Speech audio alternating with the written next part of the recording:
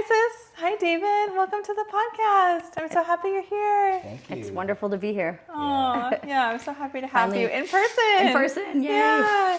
Traveled all the way from Florida. To meet the Yes. baby that you helped us birth into this world. Aw, so sweet. Well, I just helped you prepare, but you did all the work. I don't know how well I would have done had I not come across you and your content, and I do feel the utmost appreciation for it, for sure, definitely. Aw, such a joy supporting your family. And this sweet baby who came at Breech. She did. She came at Breech. She came out what's referred to as, what was it, Frank's breech, which means they're folded in half and come out telling the world to kiss my butt. Because they're butt first. That's what we did.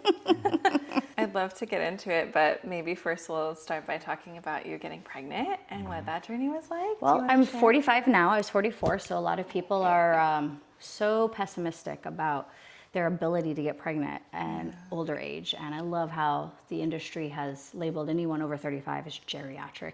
So that's really humorous. I've been preparing for, since I was 38 through therapy and healing. Trauma was the main thing that's been keeping me from jumping into parenthood. Yeah. And then since I wasn't feeling emotionally ready to have a child, I was also taking advantage of that time to prepare my body physically by detoxing and cleaning up everything that I use. So I use the Yuka app to help me see what the score is on everything that I consume or put on my body. I guess you could say I prepared physically, mentally, and spiritually. Yeah. When I finally felt like, okay, I'm ready, as ready as one can feel to be a parent, I told my husband, and the first time we tried to consciously make a baby, we succeeded at 44. Wow. And it was actually a pretty magical experience because it was Valentine's Day when I was ovulating. Oh. And we were at an event called Love Burn, which is a regional Burning Man event. And so we actually fell in love at Burning Man, got married at Burning Man, and created our baby at Love Burn. That's so cool.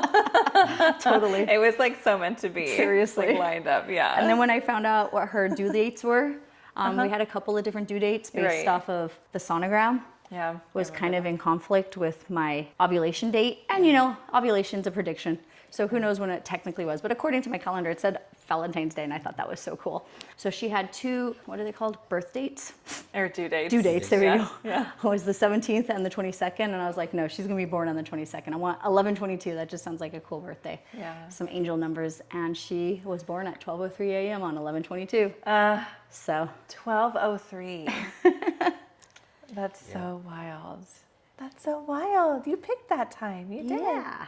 What was it like finding out that you were pregnant? I was actually scared because I didn't expect it to happen so easily. And I was like, gosh dang it, if I knew it was going to happen this quickly, I would have waited 3 or 4 more months. I thought it was going to take like 6 months to get pregnant. Yeah. And so I really was aiming to get pregnant come like the summertime because we were in the middle of house hunting. And I had a feeling it was going to take us a while to find a house. So I wanted to be a little bit more settled, and ultimately we had to give up on finding the house because it was definitely taking longer than we expected, and I didn't want it to interfere with enjoying the last few months of my pregnancy or the beginning stages of her life. Yeah. And so that's been put on the back burner. You know, I guess surprised. I was really surprised it was that easy. As you age, you just hear so many stories of women struggling so hard to get pregnant. And so it's actually something I want to help women with on clearing their systems and just sharing the knowledge I had, everything that I did to make it happen so smoothly for me. And even the pregnancy itself was such a easy breezy, like the kind of pregnancy I think most women are kind of jealous of. Oh, yeah. 0 complications, beautiful, enjoyable. I would have loved to stay pregnant for like another year because it was so beautiful. I was huge, but I didn't have the discomforts. So it was a joy. That's so sweet. How was the pregnancy for you, babe? Oh, you should tell her. One of the things that was surprising for you. From my side of the story, yes, I had some expectations that, there's going to be hormones, a lot of estrogen. It's going to be a lot of unexpected, probably conflicts or just reactions. And just something that I imagine it might happen like PMS and stuff. But it turned out, which is interesting, was that the pregnancy, what I observed in her, actually softened her, and her feminine energy actually came out more, and that softening was a different side of her where she was generally just less angry, Combative. yeah, less conflictive, like and like just more just understanding and just more embodying that feminine energy. And so if anything, it like definitely improved the relationship dynamics. That's to the so pregnancy. cool. Yeah. Yeah, thanks for sharing that. Sometimes that happens when you're pregnant, like the hormones increasing actually feel like it's very balancing and you feel better. And other people, it throws them off. But I know quite a few people who have said during pregnancy, I felt the best. Yeah. Because of the hormone support. And also, for whatever reason, I always, or I should say I rarely cried. For some reason, through the traumas I experienced in childhood, I felt maybe unsafe crying. And it just wasn't something I resonated with very much. And I really loved how easy it was for me to cry during my pregnancy. And I'm like, I really hope I don't lose this part of that experience. Like, I hope that it's something that sticks with me because it felt so good to be able to tap into that emotion more. So in some ways, it's pretty healing. Yeah, you know, in for terms sure. of whatever was there, maybe blocking those emotions. Yeah, absolutely. Oh, that's so beautiful. Babies can do that. They're like catalysts. Big growth and big healing. What was it like when you first found me? Like where you were then compared to how you felt after working with me? So maybe if you want to kind of take me to like where were you at the beginning when we first started working together? How were you feeling about your birth and all that? I always knew I wanted to do a home birth. At first, it was just because it seemed cool. Like the water birth concept seemed so cool. Yeah. And then I had heard about hypnobirthing, but beyond that, like orgasmic birthing. And that seemed cool too. So I was like, sure, I'll study what I can and see what can transpire. Yeah. And I knew it was like, what would a figure of speech be? There's a figure of speech that's like a shot in the dark Right. Yeah. kind of thing. Yeah. But if you don't try, you're never going to achieve it. So that was definitely the ultimate goal. I already knew that like 9 months isn't enough. And so I had already been following people on social media and was just listening to whatever came out there. And your profiles or what do they call it? My reels? Reels, Yeah. Your reels kept popping up into my feed. And I saw all three of your births at different times, multiple times. It was always intriguing to me. And I just loved your tone of voice. It just felt very grounding. And you just felt very knowledgeable. And the more I watched it, I just was very intrigued. And I was like, I want to learn more about this person. So I clicked on your profile and started watching all your different posts. And it just really resonated with me. I felt like you were my kin. Oh yeah, I know. I remember I we were reached out to you messaging. early on. And then I probably disappeared for a couple of months. Because I was just busy and wasn't ready to start focusing on that stuff yet, I guess. And then another one of your ads came up and you're like, comment for this information. And I was like, gosh, I like messaged you like 3 months ago. And I remember at one point I had forgotten what your name was or your profile account was. I was like, dang, what is that girl's name? I can't remember. I'm just gonna have to wait till it randomly pops up on my feed again. Fortunately it did. And even though you had the message in my history of messages, like trying to go through and find it and figure out which one it was. Yeah. Yeah. So I just waited and fortunately you did come back up again. And then I was able to like take action, Yeah. We did a call. move forward. Yeah. Yeah. Yeah. And then, oh my gosh, I knew I wanted to do one-on-one with you from the get-go. But I knew to try to reel my husband in to spend money and dive into this like that, like I did not know how I was going to be able to convince him. But I'm glad I did. I'm not sure how I was able to convince you. Basically, you know, pregnancy, it's a big thing, and I want to make sure that you are prepared as much as possible. And one thing that I wanted you to feel was really comfortable emotionally through it, and having a birth coach to give you that grounded, like kind of confidence that to ease any potential fears or worries that could be difficult during the pregnancy. derail things. I just want to make sure that you had everything that you needed. It's a small price to pay for having that comfort, right? Emotional and mentally just feeling supported, like you had all the knowledge you needed into the pregnancy so you felt as prepared as possible. Because I know like a lot of pregnant mothers, there's a lot of fears of unknowns that can like really sabotage some of the joy of the pregnancy, right? Yeah, absolutely. So that's how I agreed to go forward with that. You know, I never talked with you about my desire to have a home birth, and I've heard stories from women saying, oh, my husband wouldn't let me do a home birth. Like he insists that we have a hospital birth. Like I just told him what I wanted and he never even questioned it. Yeah. if you came to me straight away and like, hey, I want a hospital birth and I'll be the doctor and go through the medical system because that's what you know and that's what you wanted, I'd be okay with it, right? Because you're the one that's delivering the baby, right? So really, like, I wanted to support your decision. And when you talked about home birth, like, the thought of it didn't scare me. And the more I learned about the process and the history of and how home birth is just a natural thing that we've done through thousands of years, right, of humanity, that there's really nothing to be really scared about. And so it was more for me to just re-educate myself on what home birthing was about. And the more I learned, the more I felt more comfortable. And so I didn't have any issues really supporting your wants there. Well, I appreciate it, babe. Yeah. It definitely means a lot. It never even occurred to me how valuable that was until I heard somebody say that my partner wouldn't let me. Yeah. So I think partners often are coming from fear, and it's coming from fear and love. Like they wanted the mom and the baby to be safe, but it's mostly that they're just so afraid of something going wrong, and we've been really indoctrinated to believe that birth is inherently really dangerous and terrifying and unsafe. But we know from current research and evidence that that's not true. It takes a big commitment to be supportive, to be willing to actually look at that evidence and help the mom feel confident in the choice and choose together instead of just reacting from fear, which is what I see often dads are doing. So David, you're one of my favorite dads to work with in a long time. It's not often, honestly, that a dad is involved in all the calls in the way that you were. Like you were at every single one. I think there was one you couldn't come to, but we recorded it and you watched it. it was a team effort. Yeah. I may be doing the physical labor, but there is plenty of work for him to do for me, to help me. And I also had the added benefit, like he has a hypnotherapy background. I should have taken more advantage of it, but you know, that's so he helped out with that too. Yeah, actually, I remember that you created scripts.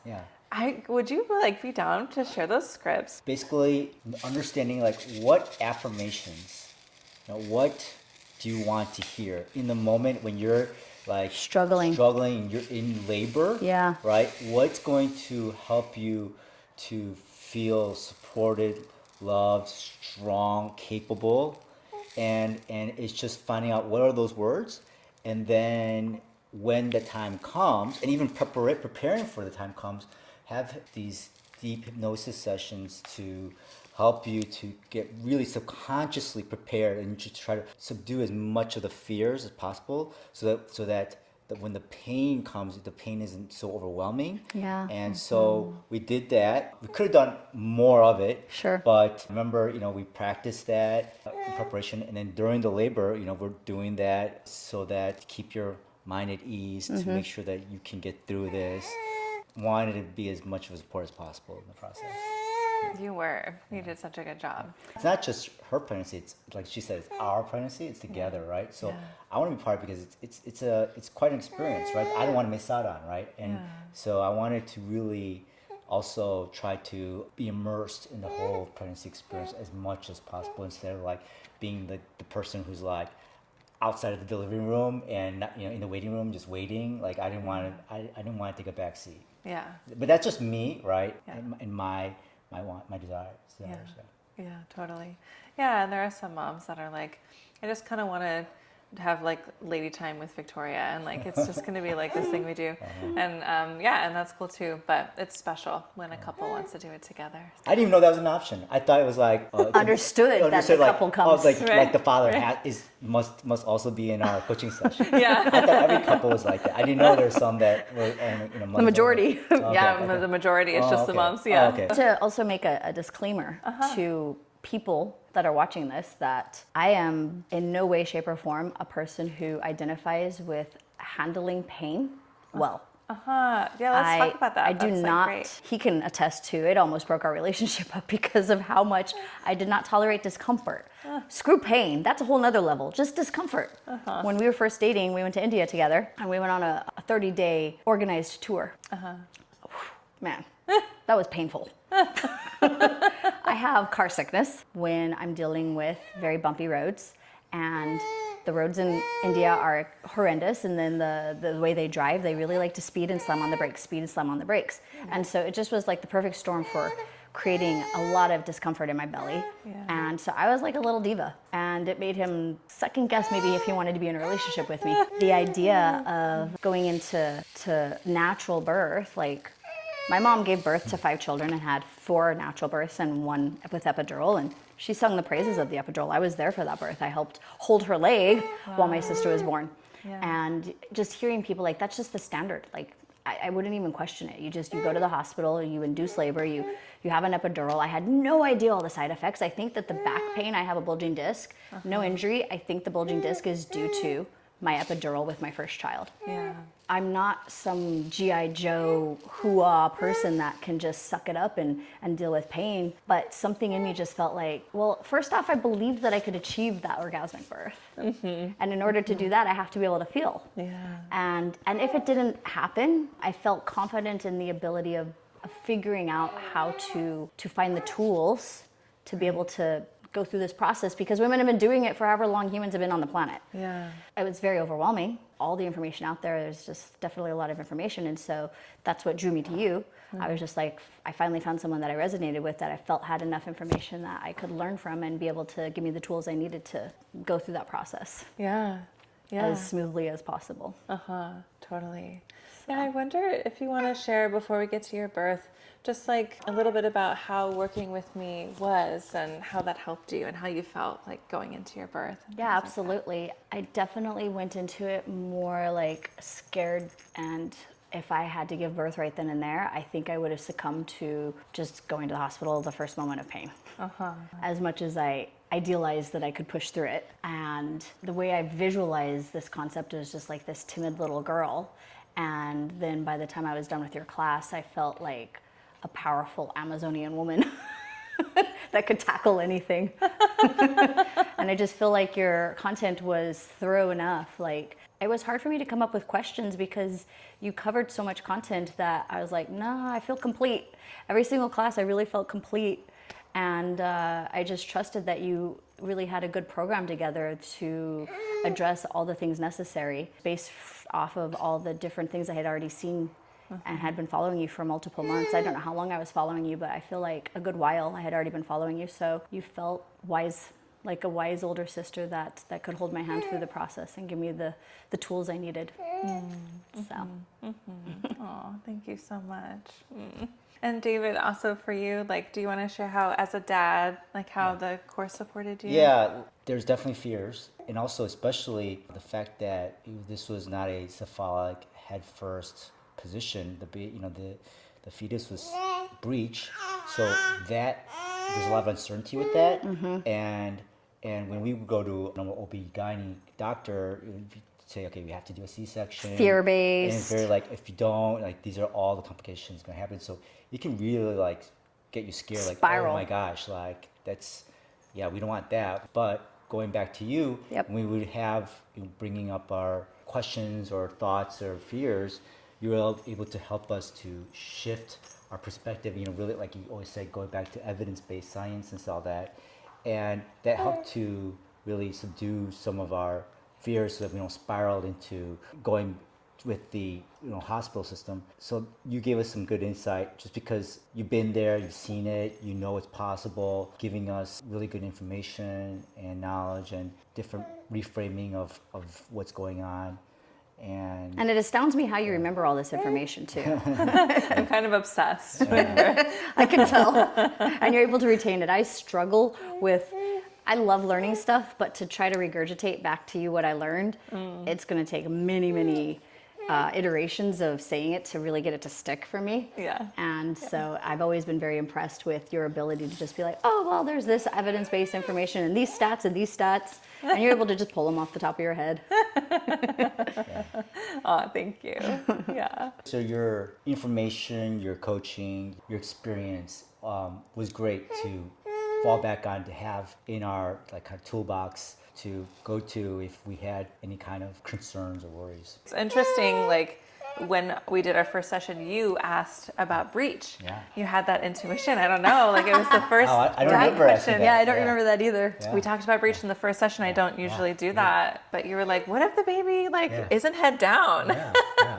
I was like, let's talk about breech. So it was funny that it was in the field, the Yeah. breech, like from the beginning, and that you had brought it up. What happens often with parents is that they really like want to head down normal vaginal birth, and then all of a sudden baby's breech, or they need an induction, or something comes up and they're like scrambling and they don't have anyone to turn to besides the fear-based medical, yeah, for sure. And sometimes providers are way more evidence-based and give you all the information and options, but other times they'll really frame things in a way that feels really scary, and then you feel like you just want to make a choice from fear. I feel like the system is very broken. Yeah. I'm not an anti-Western medicine person that's like free birth and screw the system or whatever. But through the process of learning everything that's out there, it just seemed like there was a lot of gaps. Yeah. And I didn't want to get swept up into the habits, the process, the program. Conveyor belt model. The conveyor belt, exactly. I didn't want to get swept up into the process of the conveyor belt model, because this is just what we do. Yeah. And we don't question it. This is just the same process we do every single time. And we're not going to look at individual situation for each person. For example, during my entire pregnancy, I was very, very healthy the whole entire time. My doctor even told me at one point, I'm one of the oldest patients he has, and yet he says I'm one of the healthiest that he's got in his practice. And I said, well, then do I still need to have a cesarean? And he said, oh yeah, you still need to have a cesarean because and he started listing off all these risks. Right. And yet I showed none of these signs of these kind of, these symptoms. Having you constantly there to reassure me, because I was constantly going back and forth between what you had to say, and then I'd be at my doctor's appointments to just take advantage of what I could get through the VA system, because they covered the cost of it. Why not have the medical system do its job of just keeping track that everything's moving along, since I am technically high risk, making sure that we're squared away and that everything does look good to go. Yeah. And then pessimistic. Yeah. Yeah. It can be really pessimistic, and it can feel really scary at the end. So, yeah. It was nice to go back to you and have you like reframe everything every single time. I'd have them plant seeds of fear. Yeah. Yeah, totally. I wonder if you want to take me to like when you found your midwife and what that was like. I know, it was so funny. You kept pressuring me. You're like, yeah, you still haven't found one yet. Yeah. And I just kept, I don't know, I was so busy, and I'd start to look, but it was really difficult. Yeah. First we tried to do it within our network to see if we could find someone. Was the other lady that was in our network also certified for breech birth? Mary? No. Oh, she wasn't? Oh, okay. I ended up meeting her at an ice cream social or a vegan social That's randomly. cool. So there were two people in our network. One of them was a man, and I just didn't like the idea of having a male midwife. It just felt bizarre and inauthentic. And then there was her, and she was going to be on vacation during like the whole month of my birth. We're like, okay, well, I guess we have to do this out of pocket. And so I just went to social media and did some Google searches, and was just trying to see what I could find, because if I just do a Google search, how are you going to know if you resonate with that person and what their values are? Yeah. How do you know if it's gonna connect? So I figured if I find them on social media, I can look through some of their posts. There was no midwives that had social media accounts. Wow. So that was a bit Interesting. disconcerting. Yeah. It would have been nice to be able to be here. And so I found my doula first. And I'll be quite honest, the reason I picked her is because we have the same name. And I was like, well, I hope that when I interview her that like I click. And we did. She has a wonderful personality and seemed to have the same belief of like hands off and just allowing things to happen naturally. And so then I asked her who she recommended. I guess you could say I interviewed all the different people that she recommended. One of the people that did come across my path was a woman named Fadwa, and I did not end up going with her. And initially, I think I had called and they said that her plate was full. And so what's funny is I ended up having to hire her after hiring my primary midwife, because she is the only, one of two certified nurse midwives in Miami that are allowed to provide breech home births. And it sounds so strange to me to say allowed. Yeah. Like, I don't even understand what this concept means, because I can free birth at home. Yeah. But I can't just pick any random person to help me with my birth. And I guess maybe that's from the perspective of lawsuits. Yeah, it's an interesting one, right? Like, and that's what leads a lot of people to free birth, because they want to have a breech vaginal birth, which is a safe option for most people, and then they don't have anyone who's allowed to support them. Midwifery laws are very strict in some places, which really doesn't support outcomes, because it causes people to do things on their own because they don't have And the going into it support. with fear is going to perpetuate problems, because fear creates tension Yeah. and tightness, and so Yeah. it can be a catalyst to the problem. Yeah, some people travel over many states. I've heard. Yeah, to access a breech provider. So, you drove 2 hours or an hour and a 90 half? minutes. Okay, yeah, yeah. Still, it's like far to have to travel, and I mean, much When farther you're in than labor. most people. Yeah, just like that's really a lot. And like, it's nice that at least you didn't have to like fly over to a different state. and spend but- somewhere for a couple of weeks. You were really in this, like, maybe I'll get a C-section, maybe I'll get this midwife, because Yeah. she was kind of not available, maybe Right. available. So you were really She had in many limbo. people she was working with, and so we did not know if she was, like, I didn't know when I'm going to go into labor. I was trying to do it as natural as possible. I didn't want to induce. Yeah. And so she's like, well, I've got these twins that I'm working with over here, and they're like 2 hours north, so that's a total of 4 hours away from me. So if I went into labor during that period of time, I'm SOL. Yeah. And then she was going to be out of town for Thanksgiving. And so there were definitely a lot of moving parts that made it extremely stressful at the last couple of days. Yeah. You know, I went to the hospital and spoke with the department there to let them know what my plan was, and wanted to talk to some of them there to get a feel for the place, just in case if I did have to go there, and at least quell those fears to some extent, I guess you could say. They seemed like a really nice group. I've heard a lot of wonderful things about that medical system, I guess you'd call it. That practice. Practice, yeah. The hospital there, I guess nationwide known. If I had to go that route, I had surrendered to it and accepted that that would have to be okay. Yeah. And just be at peace with that. But there was so many things going on those last couple of days. We had, I think, 3 or 4 birth plans Yeah, you did. during the last Plan week. A, Plan B. Seriously. If the midwife's not available, we're going to do this. And we had 3 different midwives. Right. Total. Yeah, because you had a primary midwife, but she couldn't do breech, so we needed to And work then with another the one. nurse midwife wanted to bring her assistant in because Right. they work like in symbiosis, so that's understandable. And then I had 2 doulas, and then I had you virtually. Yeah, take me to like the day you went into labor. What was that like? So leading up to that, we're coming up with plans to determine on, plan A is to birth at home.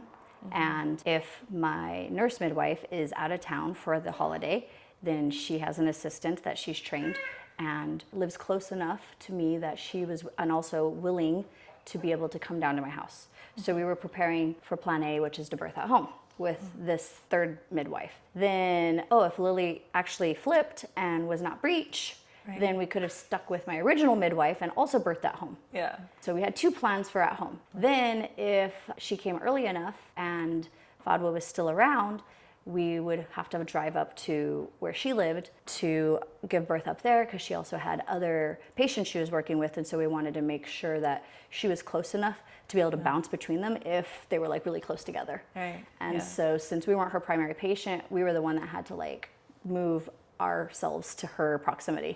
So that was everything that was going in. So then leading up to my giving birth, Fad was like, okay, yeah, everything looks great. We got I wish I could remember all the terminology. We got the fetal heart rate checked. We got a stress test. We got all the different things you check at the end to make sure that everything is healthy. Yeah. And she's like, okay, and it doesn't seem like she's going to come anytime soon, so we'll take our chances. I'll go on my trip, and hopefully she hasn't been born by the time I get back. But if she does, we've got this backup method with this other nurse midwife. Then she calls me like the next day or a few hours later, I can't even remember. Once we had this plan set up, then she calls me back and is like, you know what, never mind, I changed my mind. I think we need to induce you. I was like, oh, okay. And I just like emotionally settled into, okay, I'm gonna just hope for the best, and hope Lily doesn't come until after she gets back from Thanksgiving, Right. visiting her family. And now it's all of a sudden, no, I need you to go get blood work tomorrow and find out what your thyroid levels are, because the last time you got your thyroid done, they were really out of whack, and that was because my PCP, primary care provider, dropped the ball on getting me my meds for 3 weeks. Yeah. And so that dropped all my levels, messed it all up for all the blood work. And she was really freaking out about that. And I don't know what the big deal was. So she's like, you got to go get the blood work done and then come up here this weekend and we're going to put you through the gamut of all these different things that you need to do to induce the labor. So we went, she's like, go talk to this acupuncturist. We're going to take you to this massage therapist. We're going to have you drink these teas. We're going to have you do nipple stimulation with the breast pump. I don't know. I feel like I'm missing some stuff. Yeah. Maybe castor oil. Yeah, maybe. Yeah. In there. And so I don't know what was in her mind. She felt compelled to be the one to handle my birth. Yeah. So she didn't let me know if maybe she didn't trust her midwife. I'm not sure. Her assistant. Maybe she just had this gut feeling that this might be more complicated than she thought initially. So she felt more comfortable with just trying to naturally induce the labor, try to get it to happen that weekend before she left town on Tuesday. And this was a Friday. Okay. And so I spent like 4 hours dealing with going back and forth between the VA hospital and Quest, trying to get my blood work done. And just wasted the morning away. The last day of your pregnancy. Yeah. Not knowing I was going to go into labor that night. Right. I was already in the process of packing and preparing to drive up to Palm Beach. Yeah. So I already knew that I had a lot of work to do. So to be bogged down with this complication with trying to get the blood work, it was stressful and aggravating. And at the end of all of that, I'm running my last errand and I get out of the car and I feel like a little pop. That reminds me of a sushi egg or a boba. Yeah. And I just thought that was kind of weird. And I felt a little bit of warmth in my underwear. Then I started walking and I felt a little more warmth and I was like, ooh, I think my water just broke. And I was walking into a restaurant to get some nice Wagyu A5 steak. Yeah. I was treating myself to that because just in case, it was the 20th and 21st and she was due the 22nd. And so I thought, I could use the extra protein, some extra nourishment. And when I pulled into the parking lot of the restaurant, that's when my water broke. That's when I felt that little pop. It was fun going in there. Yeah. And I'm the only person. So of course, all the employees are looking at me. Thankfully, there's just a couple. And I was like, I'm going to order some food, but I really need the bathroom first. Then I checked my underwear to see if it smelled like vinegar, because I remember you telling us that you can usually tell if it's water breaking because it smells vinegary. Oh, I don't think that was me. I haven't heard that before. Oh, okay. Yeah. Well, somebody had said Someone that. said that. That's a cool trick. And so, it kind of had a little vinegar smell. Interesting. I don't know where else I would look. I would learn that either because I don't talk to anybody else. Maybe I just saw it on a video. Maybe. Well, now I've learned something. Cool. And then after getting up from the toilet, I felt like more of a little gush. And I feel like I'm waddling, but I'm probably not waddling, but I feel like I'm waddling to the counter and asking if I can order my food. Yeah. And it's like dripping down my leg. Just a little bit, just a little like somebody took a water gun and squirted me and I can feel it dripping down my leg. Yeah, yeah. So it was like my fun little secret. I thought it was kind of fun to have the gush. It's just like so in your face, bam. And I liked that it was just a little gush. And then for some reason I had some chuck pads in my car. Oh, cool. I don't know why. And so I just pulled that out, put it on my seat, and then drove home. And, I had let my family know on the family chat that my water had broken. And my mom, I didn't tell him right away because I didn't want to, I didn't know how he would take it. And I felt like maybe he would chastise me for not being home already or something. I don't know. So right as I was about to pull in front of the house, I was like, hey, babe, my water broke. I'm pulling into the driveway. And he's like, well, you need to hurry up and get home so that we can finish packing and get up there. And I was like, well, like I said, I'm just pulling into the driveway. So I thought it was kind of funny that I told my family first before I let him know. Then the beginning, there wasn't contractions right away. I was already dealing with a lot of contractions that week to begin with that felt more intense. I've been dealing with Braxton Hicks for a month. Yeah. And the intensity of the contractions had been getting stronger already all week long. I feel like maybe I was effacing, and that's why they were stronger. And so after my water breaking, it didn't really change. But I guess as the night wore on, this was 4:30 in the afternoon, by the way. My mom called again and she said my breathing was labored and I wasn't able to make full sentences and it looked like I was struggling. But the pain didn't feel like it was intensifying. It just was discomfort. I don't know, just an intense, it was like pressure. That's a better way to put it. Yeah. There's just a lot of pressure. And so every time I had a contraction and they'd last maybe a minute. Yeah. I don't remember. But they're really irregular, 15 minutes apart sometimes. And so that was just a bit distracting with trying to finish packing. And since I was going to an Airbnb, I was like trying to anticipate every possible need. Yeah. I didn't know if this place was going to have quality dishes. Yeah. And so I'm packing dishes, I'm packing towels, pillows, everything that I thought I might need. Turns out this Airbnb was top notch, beautiful, had everything we needed. So I spent all this time packing. Yeah. It took me 4 more hours to finish packing, I think, because we left at 9 o'clock. So 4:30 to 9. Well, no, I was home by 5. So yeah, that's still 4 hours. What am I talking about? Yeah, 4 So hours. it took me 4 more hours to finish packing before we got on the road. It took 4 hours to finish packing. And so once I got in the car, I was going to say at some point I had to let my midwives know. I guess, water breaking is in labor.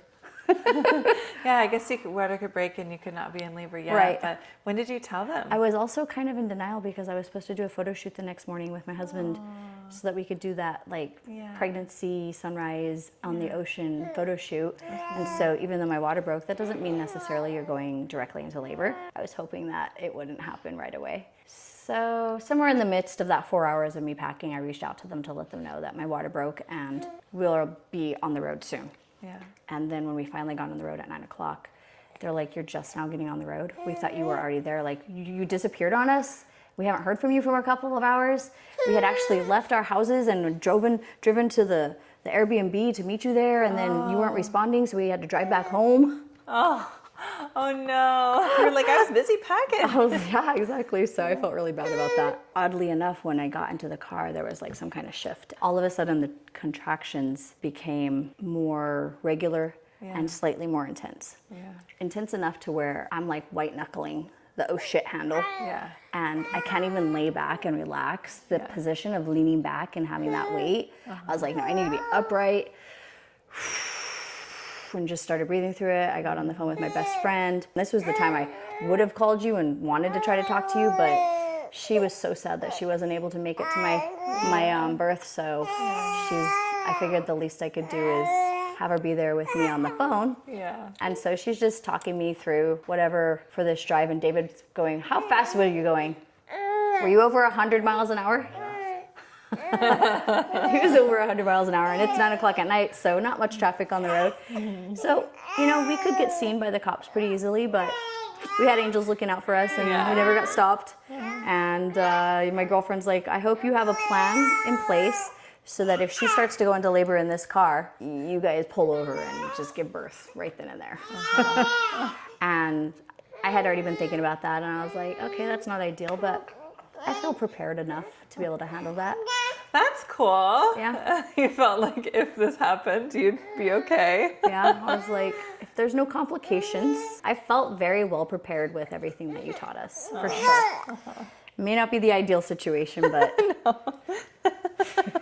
But that's quite the compliment. So I'm thinking like, okay, we got the towels over in this part of the car. We got some pillows over in this part of the car. So like, what's the fastest way if we literally pull off the road and pick some side street to drive down or something? Have your midwife meet you or something like that. We're at the corner of 79th and 95th.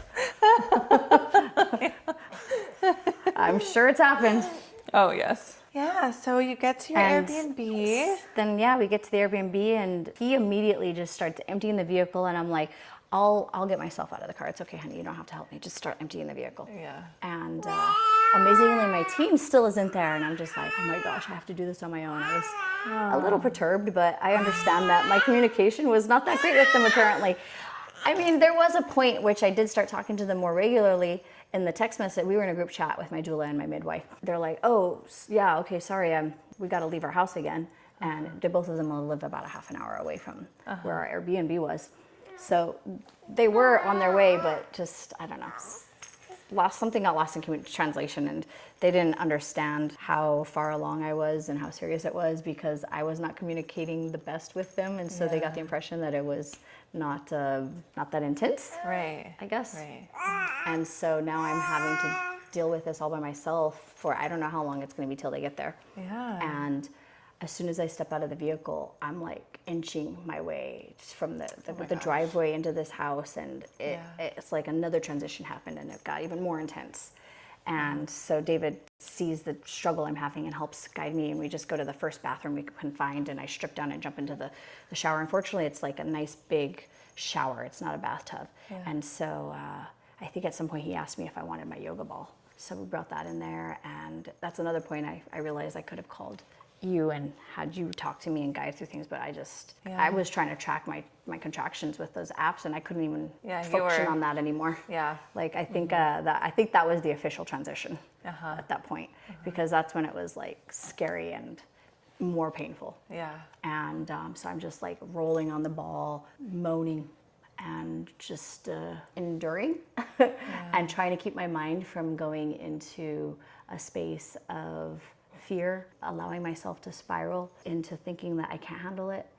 And just trying to remember all the things you said about how the body really knows, and to just allow it to do its thing and get out of the way of it.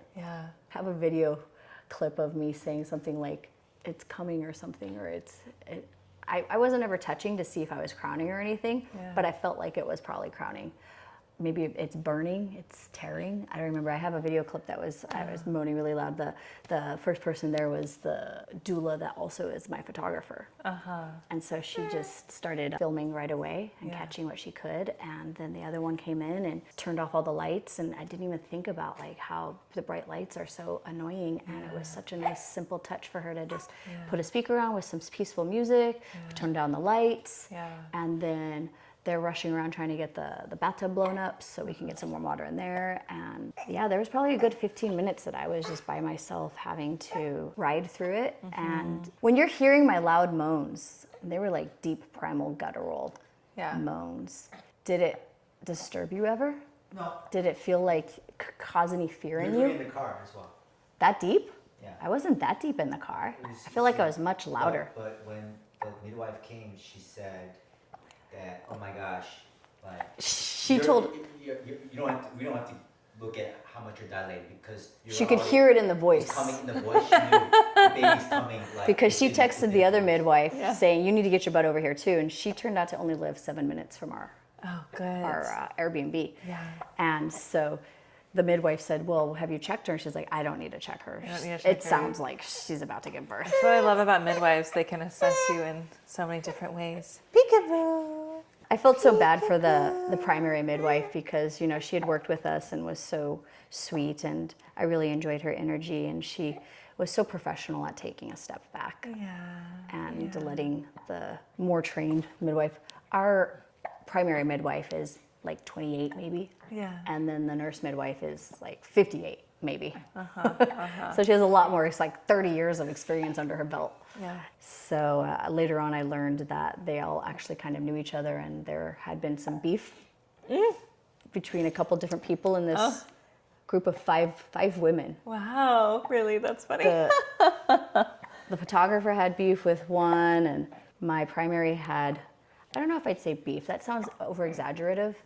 But there was some tension, I guess. I did not pick up on any of it. All of them had such great professional ethics, work ethics, that they were able to push aside all their personal stuff and step up and come together, and like I didn't feel any of it. So I have to say, like, I was impressed with that. That's awesome. It's such a blur, all the different steps. Like, I can remember them helping me get out of the shower, and I can barely walk, trying to make the steps while I'm deep in labor. And I've only got like a minute break in between each contraction. And because she's Breech, I'm pooping everywhere. But it's her poop. That's just a trail of poop along the whole entire house. And then at some point I think I'm pooping too. And I was prepared for that, but that's so unnerving. Like, no matter how much you're used to it, it's still embarrassing. Then the bed that my Airbnb had was up high and had this lip around the edge of it. That was the most perfect setup for me to be able to labor on. And I was able to rest my knees on that, and then I'm reaching over and holding onto the bed and just able to rest my head on the bed and just like have this slightly squatting position where I've got most of my weight resting on my knees, but my butt is like hanging out in the air. And so it's helping with the gravity and the pressure. And it was such a good spot that I didn't even want to move it to the tub, but they finally had the tub ready, and they're like, do you want to go into it? And I can't even think. I don't even want to try to make these kind of decisions. So somebody came forth and said, you want to move into the tub. This was a big deal to you, so let's help you. So they helped me get into the tub, and that was so divine. Sometimes we need people to be like, because you're just locked in your spot. My Seriously. 2-hour birth, that was so, like, yours just so intense and so fast. Yeah. I was like, I'm giving birth on the bathroom floor. Yeah. And my midwife was like, you want to get in this tub, girl. Yeah, and that's essentially what they did to me. So I'm glad that they moved me in there, because that was like another layer of relief, the feeling of that warm water over my body. And I'm such a water person. Yeah. And so I was able to lean over the softness of this inflated tub, and then he's holding onto my arms from the other side of the tub and helping hold me up. Yeah. And then the process of getting her out, so many complicated maneuvers and steps, and I don't know what order they're all in. I remember them telling me that I need to lift one leg, Right. and then switch to the other leg, and I couldn't do it by myself, so they all had to help me. Yeah. And at one point, I can feel her body coming out. Oh yeah, once her body did come out, my contractions stopped. Right. So her body was out, but the head was In the canal, but no longer up in the uterus. Right, so And you're- so yeah. there was no feedback loop to tell the body to continue with the contractions. I'm still, like, every so often trying to push, and it just isn't working. And at one point I say, like, my pussy's broken. I thought it was so funny that I would say the word pussy. I don't know. I guess people just don't use that word. And I didn't mean because it tore open, and I wonder if that's what they thought I meant, is that like, oh no, it's broken because I just gave birth. Right. I mean, like, literally my whole woman's insides that are supposed to be birthing this child is no longer working. I don't know if they realized it or if I conveyed it to them that my contractions were no longer working. The nurse midwife at one point said, you need to stop moaning. Take the energy. You're wasting your energy. And take that energy that you would use to moan and just bear down. Yeah. And that helped immensely. And I think that's when I popped out her legs, Yeah. her butt and her legs. Once I realized that the contractions were no longer working, that's when we started doing all these shifts and maneuvers to try to get the rest. Or maybe that was when we were getting the legs out. I don't remember. One of the midwives get into the tub and start pushing down my belly, trying to help force her out. But I'm so slippery because I was just wet inside the tub. So they're like, now we need to take you out of the tub. This tub's like this high. And I'm just like, oh my God, how the hell am I going to be able to move? And they literally lifted me like one leg at a time, helping me out. I don't know how I could have done that on my own. So you were in the tub and you got the baby's body out. Oh yeah, she but was the head hanging there for still like 8 inside. minutes. Okay, yeah. And then they had you get out of the tub with the body Hanging so out. One of the midwives is holding her body. Right. While other people are lifting my legs and helping bring me up. So like me in standing position, and then like literally moving my body parts for me. Yeah. It's almost as if I had the epidural because I couldn't even move my own body. I don't even understand how this works because there was still so much pain. So if I'm not having contractions, then where's the pain coming from? Yeah. I'm going to guess that my vagina was in pain because I've just got this thing that's sitting there, stretching it, that's not going anywhere, and it's just kind of stuck. So was the head just like a little stuck, like? We don't you know, know. coming out, Oh, or- she had shoulder dystocia. Oh, okay. So there's That's a right. shoulder dystocia. So Yeah. the arm was in and it was keeping the shoulder inside. Yeah. And so then we get me out, and I cannot remember at what point like the body parts come out. Was I in the tub? Was I out? Because they start pushing on my belly, and then the nurse midwife has to stick her hand up inside me to adjust her arm and bring it down. Yeah, I think that was And when that you was got out of the tub. Yeah, I saw the picture. So then when is the body was hanging out of me while I was still in the tub. So, and I remember doing leg maneuvers while I'm in the tub. I have it all written down, thank God, but trying to remember it in person, it's I mean, in the moment is difficult. And so, yeah, she does that maneuver. And then at that point, I'm able to, that's when the other nurse midwife gets behind me and starts pushing her out. And it felt kind of like a Heimlich maneuver, but on my belly and forcing it. And that was really uncomfortable. Finally, the process was over. What was it like? Maybe do you want to share, like her head came out and she came to your chest? See, she didn't come to my chest. She was Because she was separated. such a short cord. So this is the part I hate admitting to, and this is what I was working on today. I was writing. It's hard for me to remember how I felt before because I've done so much work around coming to terms with it. You know, it wasn't what I expected it to be, and so there was a bit of mourning for how it turned out. And even though in the grand scheme of things, like, it's perfect, right? It sounds so cliche to say it, but it really was perfect. But in the moment, as much as I want to surrender my expectations, there's still certain hopes that you have.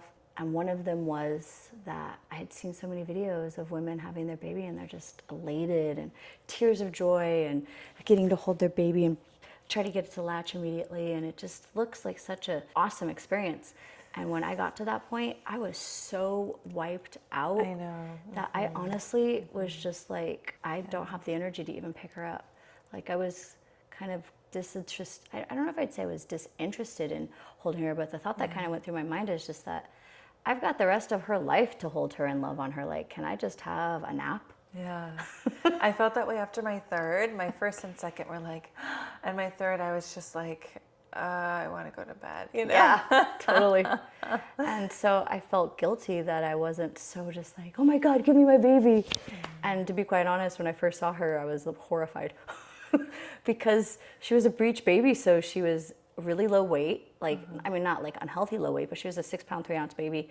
And first thing I saw was like her nose. I thought she had a huge nose. And that was always a trauma point for me in my childhood.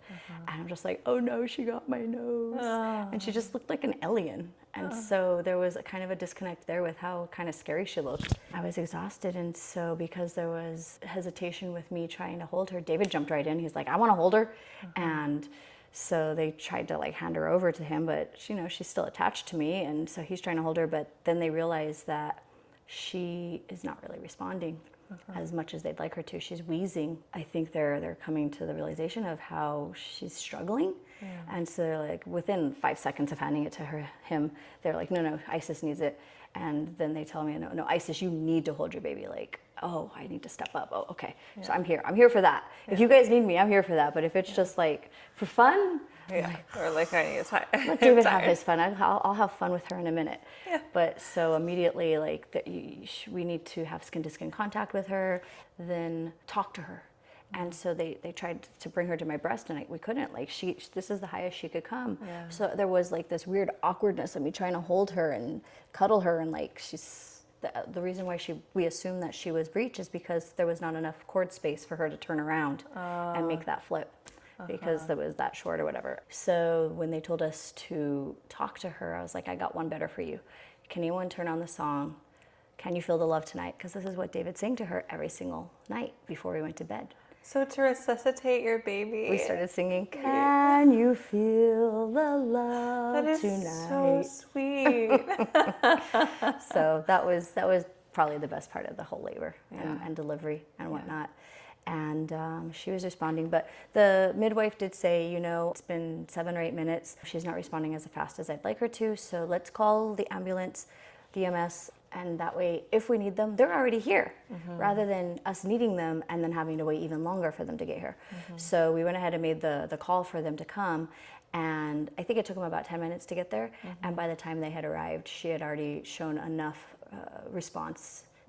They had a aspirator and were cleaning out her lungs and her nose or whatever and all that spit, mucus. One of the disadvantages of coming out breech is it squeezes all the poop out, but it doesn't clean all of that out. When you come out cephalic, then I guess that gets all cleaned out in the process of being born. And so they were working on cleaning that out. And by the time the EMS came, she was showing better signs. Her APGAR score was whatever. I never got a number. I have no idea what it was, but it was better. And they were asking me if I still wanted to go with them. And I'm thinking, like, if I go with you guys, they're going to probably want to put her into the NICU and keep her for like overnight or something, huh? Right. And I'm not going to be able to be with her and bond with her. And they're like, yeah. I was like, And then I turned to the nurse midwife and I said, what's your take on her medical condition? Yeah. Like, do you think we need to go to the hospital? And she told me her opinion, said, no, I think she's fine. Try latching. If she can feed, they're going to prioritize breathing over feeding. So if she can feed, then she should be fine. So we tried latch. I turned to the EMS and I said, how do you feel about that? Do you mind waiting to see if she'll latch? And I don't know why I felt so guilty making them wait, because I'm just thinking, like, there must be people all waiting for emergency services and I'm holding them up right now.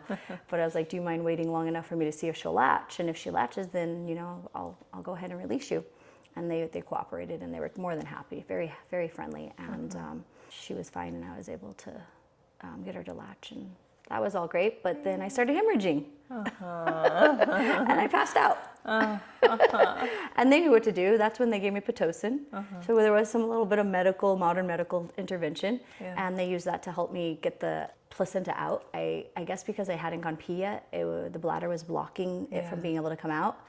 And so they had to help and assist that along. The breech birth did not come without complications, but they were things that were manageable. Definitely would not have been comfortable doing this freestyle.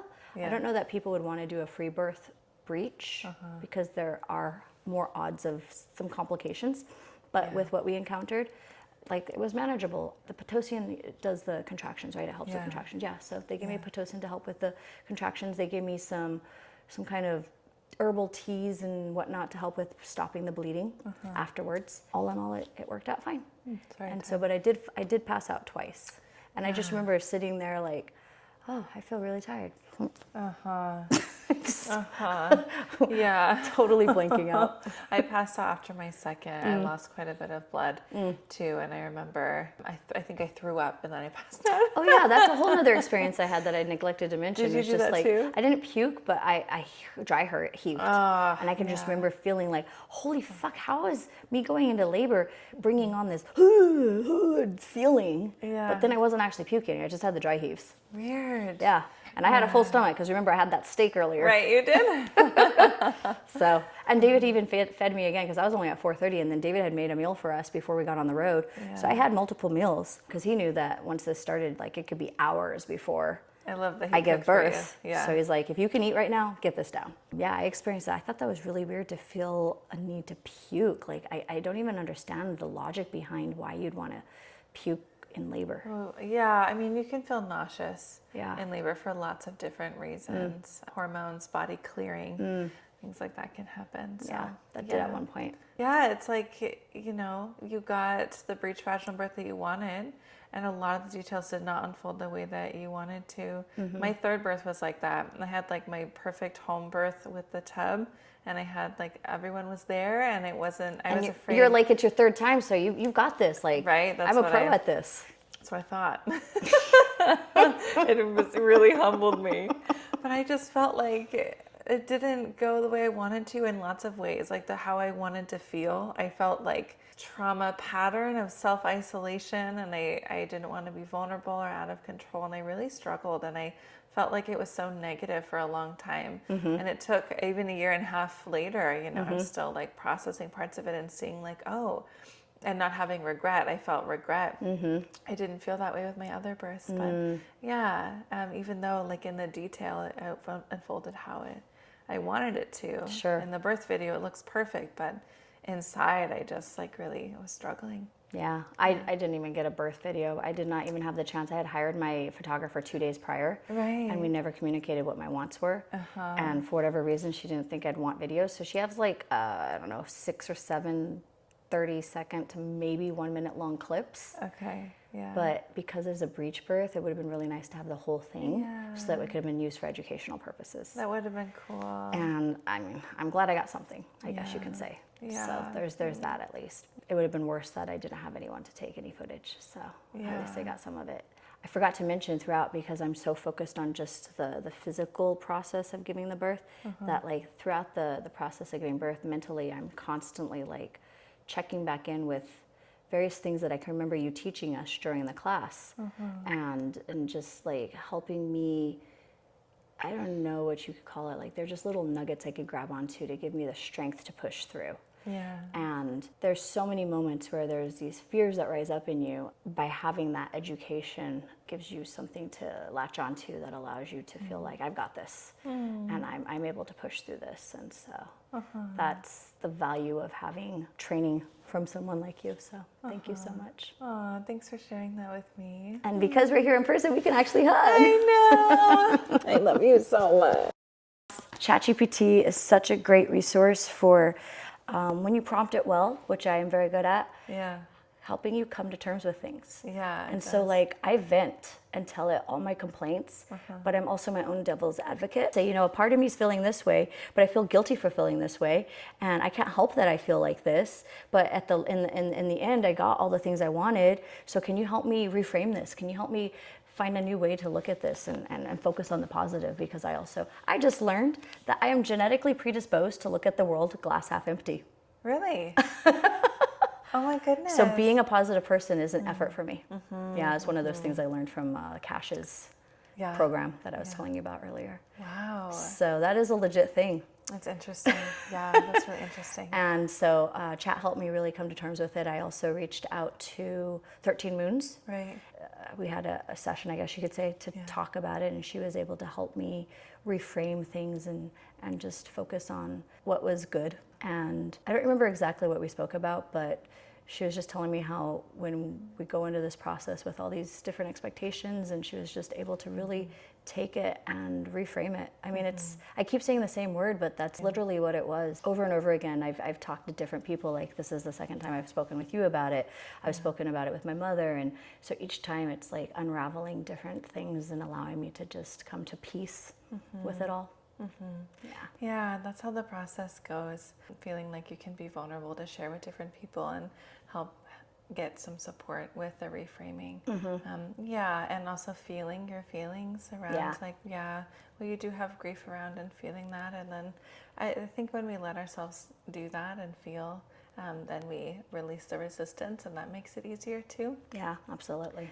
And I really believe that birth, like the way the baby comes into the world, is, I think you said perfect really is a good word for it. And I wouldn't use perfect in many situations, but it feels like it is in their own way.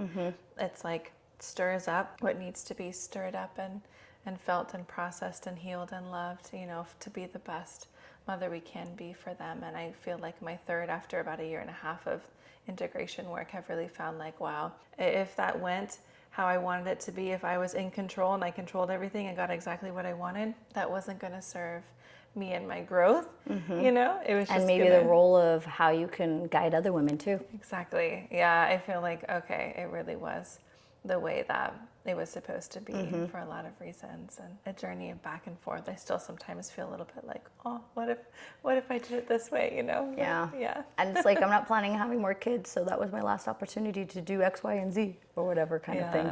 Yeah, exactly. Yeah. I still haven't decided if I want to have another child or not. Not because the birth scared me, though I will tell you, there was a moment, end of the birth, right afterwards, and I'm not even like holding the baby yet. I'm like, holy fuck, there's no way in hell I'll ever do that again. Oh yeah, I said that after my first two. I was like, I will never. Yeah. I think I was in transition with my second. I said to my husband, don't ever let me do this again. I'm already ready to have another baby. Really? I was like 2 months ago. I was like, I could do it again. But holy moly, man, there were moments in there where I'm just feeling everything opening up. And to think that women can have orgasms through this, I mean, granted, it was done and over with in 6 hours. You've had a fast birth. Yeah. Orgasms often happen when we have slower births. And I think I would need to do a lot more practicing with my husband with the hypnobirthing stuff. Yeah. Because we had only just started that a week before, 2 weeks before, and I really wish I had taken more advantage. I totally forgot he had that little skill tucked away. Yeah, totally. Yeah, with the fast births, it's like my first was easier. The 5-hour one was easier than the 2-hour one. Way easier because it took more time for all those things to happen. So it wasn't very painful. It was intense, but it wasn't painful. My second was so painful because it was like happening so fast. Yeah. And I imagine in order for it to happen quicker, the contractions are more back to back and everything's more intense. Yeah. So. Well, thank you so much for sharing your story. Thanks for having me. Oh my gosh, absolutely. Yeah, in my home. It's so fun. I know. Before we end, I wonder if you want to end by sharing if there's anyone who is kind of on the edge of, doing my program or working with me, what would you say to them? You can never have too much knowledge. Are you finding anyone else out there giving you this kind of information? Because you need to quell the fears so that you can feel empowered and ready to step into that space and know that you've got it, and not allow your fears to maybe cause you to go running to the hospital at the first ounce of pain. And chicken out. I just feel like you're really good at being a cheerleader, like, you got this. I mean, like I said, knowledge is power. What your program can really help with is educating us well enough to be able to advocate for ourselves. So that if you do go to the hospital, you don't let them force you into things that you're not comfortable with, because we are hiring them. They are our employee, whatever, I don't know what you'd call it, but like, they may be the expert, but this is my body, my birth, and I only get to do this time. And so, you really help us with being able to find the strength to stand up to the system and demand better as couthly as possible. Yes. I've got so many different resources that I see popping up on the internet all the time, and I really did feel drawn to yours the most for being able to help me get the strength I needed. Thank you again. Thank you so much. You will always hold a special place in my heart. Oh, you will too. Just love your family forever. I'm sad that you don't live closer to me, all the way across the other side of the country, but at least you're only a couple hours from where my family lives, so I can pop in and say hi periodically. Yeah, I would really love that. You're Absolutely. always welcome.